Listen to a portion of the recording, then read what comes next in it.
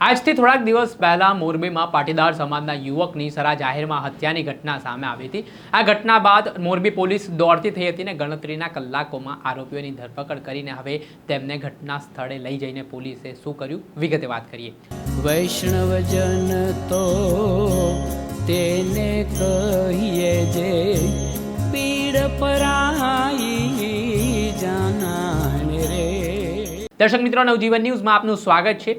વાત કરીએ તો થોડાક દિવસ પહેલા પાટીદાર સમાજના આગેવાન મનોજ પનારા દ્વારા પ્રતિક્રિયા આપવામાં આવી હતી, જેમાં મોરબીના અણિયારી ટોલનાકા પાસે ધૈર્ય હોટલ પર અનિલ કંડિયા પોતાના મિત્ર વિકાસ અઘારા સાથે ઊભા હતા ત્યારે કેટલાક શખ્સો છે ત્યાં ત્રાટકે છે, અનિલ કંડિયા સાથે ઝપાઝપી કરવા લાગે છે અને પૈસાની લેતી દેતીનો મામલો હતો ને આ ઘટનામાં ઉશ્કેરાયેલા શિવમ નામના આરોપી દ્વારા અનિલ કંડિયાની છરીના ઘા ઝીંકીને હત્યા નિપજાવી દેવામાં આવી છે। આ ઘટનાથી પાટીદાર સમાજમાં ભારે રોષ ફાટી નીકળ્યો હતો। કડકમાં કડક કાર્યવાહીની માંગ પણ ઉઠી હતી। આ મામલે માણિયા મિયાણા પોલીસ સ્ટેશન ખાતે આરોપી શિવમ સહિત તેના જે સાગરીતો હતા તેમની સામે હત્યા અંગેનો ગુનો પોલીસે નોંધ્યો હતો ને આરોપીઓને પકડવા માટે પોલીસે અલગ અલગ ટીમો પણ કામે લગાડી હતી। બીજી તરફ આ મામલે જે પાટીદાર સમાજના આગેવાન છે મનોજ પનારા, તેમણે નારાજગી પણ દર્શાવી હતી ને આ કેસમાં પોલીસ કામગીરી સામે તેમણે સવાલ ઉઠાવ્યા હતા। જોકે ગણતરીના કલાકોમાં પોલીસ આરોપીઓને ઝડપી પાડ્યા હતા।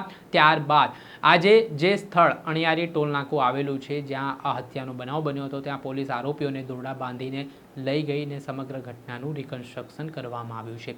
આ સમગ્ર દ્રશ્ય આપ જોઈ શકો છો કે આરોપીઓ છે જે એ હત્યારાઓ છે જેમણે અનિલ કંડિયા જે પાટીદાર યુવાન છે તેમની હત્યા નિપજાવી હતી પૈસાની લેતી દેતીના મામલે ને આ ઘટનામાં હવે આરોપીઓની કડક સઘન પૂછપરછ પણ કરવામાં આવી રહી છે।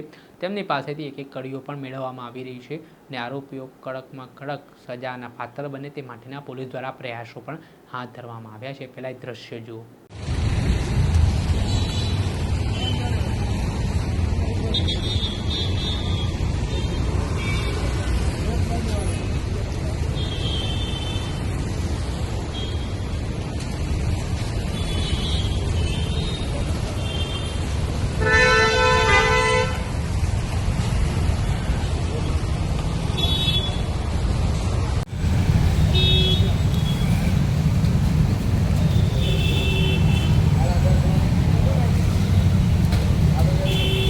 આ દ્રશ્ય છે મોરબીના ધૈર્ય હોટલ પાસે જ્યાં આખો હત્યાનો બનાવ બન્યો હતો।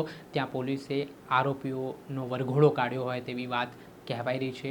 હવે જોવાનું રહ્યું કે આગામી સમયમાં હજી આરોપીઓ જે પોલીસ રિમાન્ડ પર છે તેમની સઘન પૂછપરછમાં શું ચોંકાવનારા ખુલાસા થાય છે। દર્શક મિત્રો, આવા જ નવા વિડીયો સાથે આપને માહિતગાર કરતા રહીશું, એટલે નવજીવન ન્યૂઝ જોતા રહો।